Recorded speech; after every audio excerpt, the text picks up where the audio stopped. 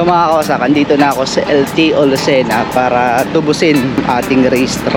Rehistro ko lang naman yung dinala ng HPG eh. Yan. So ask ko lang dito kung saan yung kuhaan ng mga nahuli. Saan pa yung tubusan ng mga nahuli ng HPG? Wala pa. Ano ko kayang violation yan? Wala akong nag-check eh. Doon na lang po sa window 5. Garage. Window 5. Diretso daw ba dito? Oo, tapos doon po tayo nagbabayad. At pa po, mamaya pa wala pa proseso. Abala.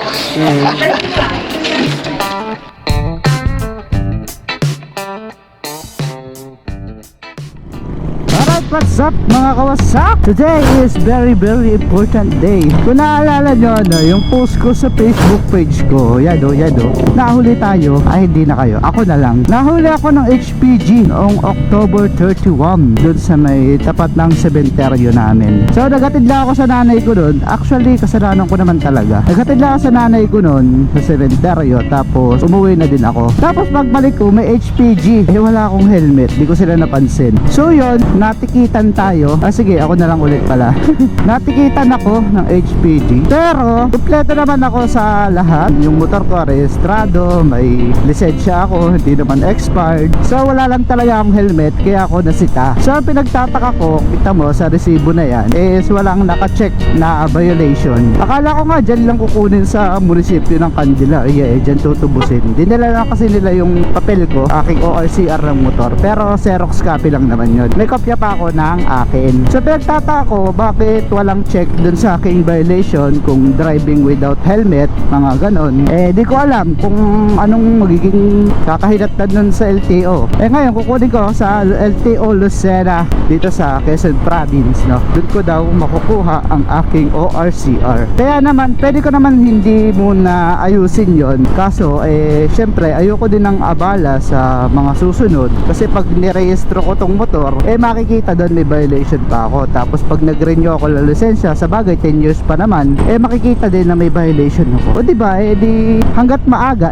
ayusin na agad. Malay mo, mahuli pa ako ng bukod dyan. Kasi lagi din naman ako nakachinelas sa amin. Huli naman ako na nakachinelas sa nagdadrive. Di makikita may kaso pa ako na riding without helmet, no? Driving without helmet. So yun, kaya ngayon pupuntahan ko na sa Lucena para ayusin at kung magkano ba. Tinanong ko naman sa pinsang ko kung magkano ba yung tubos kapag wala kang helmet. Sabi niya 1.5 daw yung tubos niya sa unang huli. So pag padalawang huli, pataas daw ng pataas eh.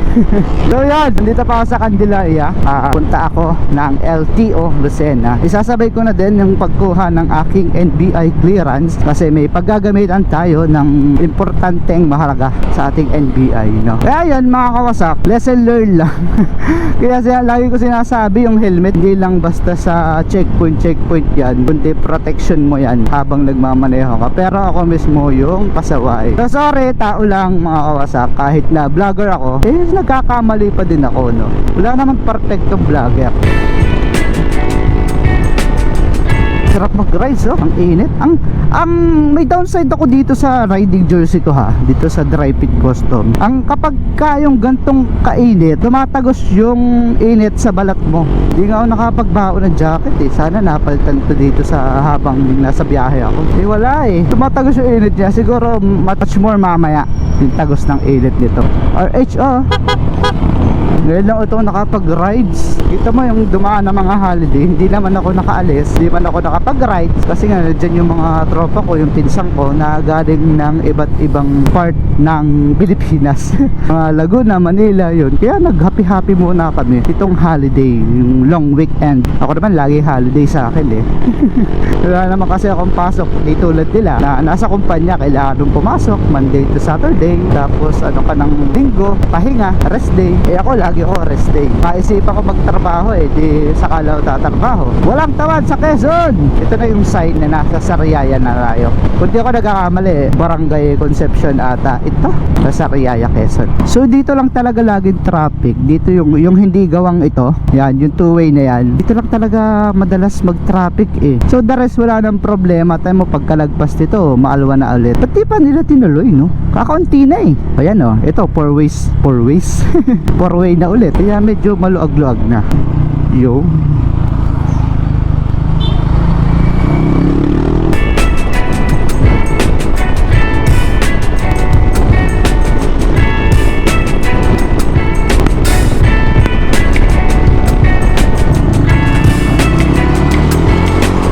Nga pala yung helmet ko, itong Evo, maganda siya pero ang bigat. Lagi akong nangangalay pagka Evo yung gamit ko, no. Ang bigat niya sa ulo eh. Yun nga lang yung problema ko talaga. Kunting oras ko nagmamaneho eh, nangangalay na yung leg ko.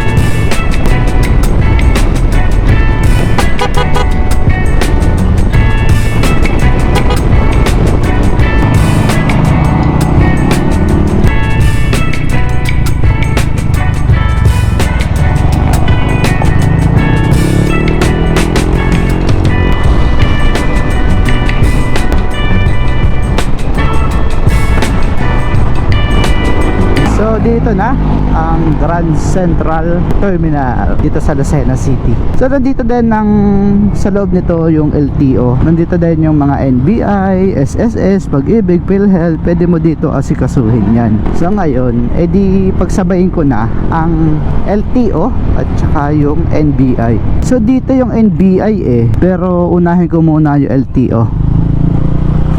Saan ba yung NBI? Basta dun. Ito kasi LTO Lucena, so dyan tayo pupunta muna at mamaya na NBI niyan. Mas importante ito eh, sana hindi naman ganun kahaba yung pila. Saka yung parking ng motorsiklo ay dun sa kabila. So yan ang LTO Lucena.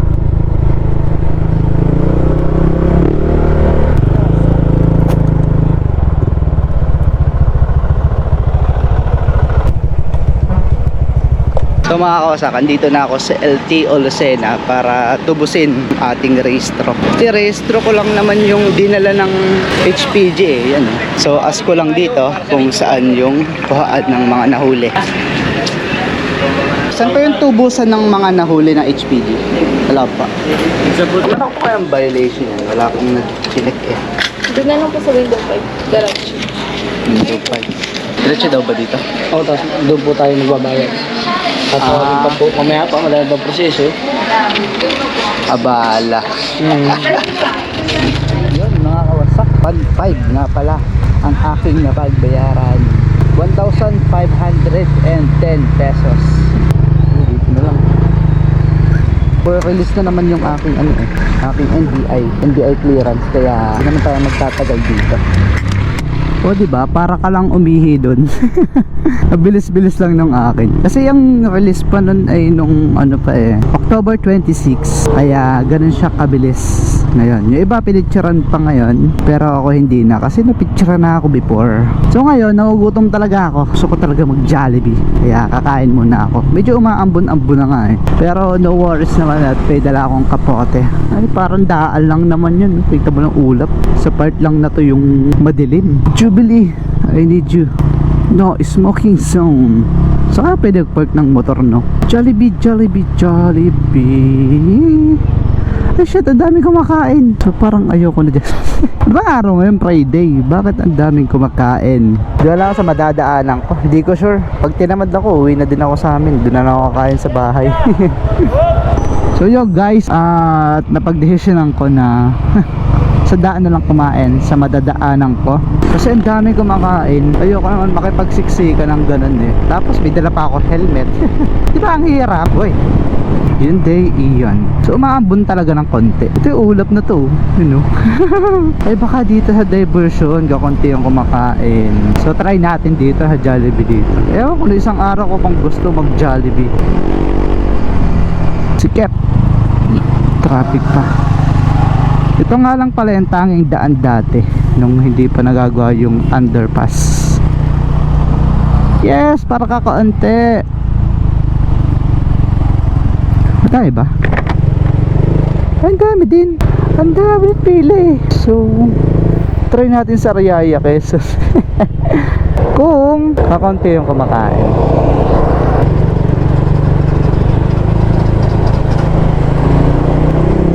Alrighty, ito nga pala, papunta tayo. Dito tayo dumaan sa ilalim. Yan kasi ay kumbaga ay shortcut para hindi ka na matraffic dito sa taas sa mga papuntang palengke ng Lucena at papuntang Tayabas at Lokban. So diyan ka na sa baba kung diretso ka lang din naman punta ng Bicol, yan, Pagbilao, Timonan. Eh di ngayon wala na tayo niisip, ang sarap sa piling pero ang sakit sa bulsa. Birahin mo 1.5 para sa helmet, dapat enforcer na lang nakahuli sa akin, dadalawang daan yan sa munisipyo. Wala na tayong magagawa eh, matigas kasi yung ulo ko eh. Alam nang bawal na bawal ang walang helmet kahit sa bayan sa atin, eh ang tigas-tigas pa din ang ulo ko. Buti na nga lang at yung nanay ko naibaba ko na nun, kundi dalawa kaming walang helmet, baka magdoble pa yung ticket ko nyan. Diba naman yan, buhay ng mga drivers or riders, may consequences lahat ng ginagawa natin sa buhay natin, yung mga decision natin. Dapat pang flat seat ko na yun pang flat seat nitong motor natong, diba 1.5, eh wala eh, naibayad natin sa LTO eh, kaya maybe next time na lang yung flat seat natin. Mag-bypass pa ba ako? Huwag na kaya, try ko na lang hindi mag-bypass, baka doon sa Jollibee ng Sariaya may ano tayo doon, makakain tayo. Tatawagan ko sana si Mama Jing eh, kaso nga lang baka naman busy, nakakahiya. Yung nanay ni Tikboy, taga Sariaya ata siya ngayon eh, doon ata siya nagpo-work. So may natatanaw akong McDo, so sabayan tayo ng Sariaya dadaan. Ito hindi ko pa dadaanan no, parang feeling ko papunta yung Pagbilao eh, shortcut gano'n. Yun o, McDo, sana kakunti yung kumakain. Kaya tamad talaga ako kapag kayong may madaming kumakain sa isang fast food. Eh kaya nga fast food eh. Dapat mabilis ka lang doon eh, dami kumakain bago ka pa makakain doon, waiting ka pa doon. Sarap talaga gamitin itong click ko, tipid pa sa gasoline. Uy, McDo ay bagong tayo ito no. Madami din ba? Ang dami din, pila guys. Ay sige, pwede na.